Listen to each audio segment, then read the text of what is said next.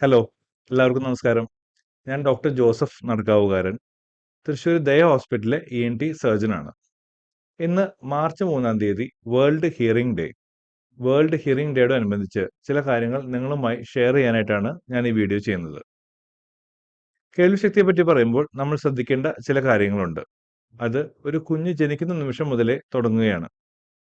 ജനിച്ച കുഞ്ഞിന് കേൾവിക്കുറവുണ്ടോ ഇല്ലയോ എന്ന് ഉറപ്പുവരുത്താനായി OAE അഥവാ ഓട്ടോ അക്കോസ്റ്റിക് എമിഷൻസ് എന്ന് പറയുന്ന ടെസ്റ്റ് നിർബന്ധമായും ചെയ്തിരിക്കണം. കുറച്ചുകൂടി പ്രായം കൂടിയ കുട്ടികൾ, അതായത് ഒരു 2 വയസ്സ് മുതൽ 8 വയസ്സ് വരെയുള്ള കുട്ടികളിൽ ചിലപ്പോൾ വിട്ടുമാറാത്ത ജലദോഷം, കൂർക്കം വലി എന്നിവ കണ്ടേക്കാം.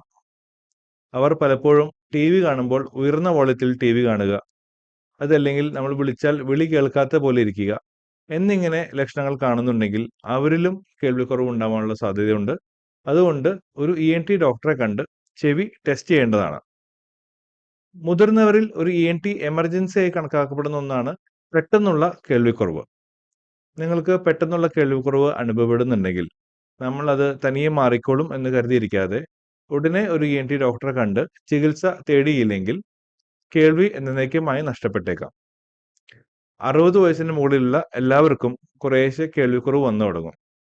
വയസ്സായവരിൽ ഒരുപാട് കേൾവിക്കുറവ് നിങ്ങൾക്ക് തോന്നുന്നുണ്ടെങ്കിൽ ചെവി ടെസ്റ്റ് ചെയ്തതിനു ശേഷം ഒരു ഹിയറിംഗ് എയ്ഡ് ഉപയോഗിച്ച് നോക്കാം.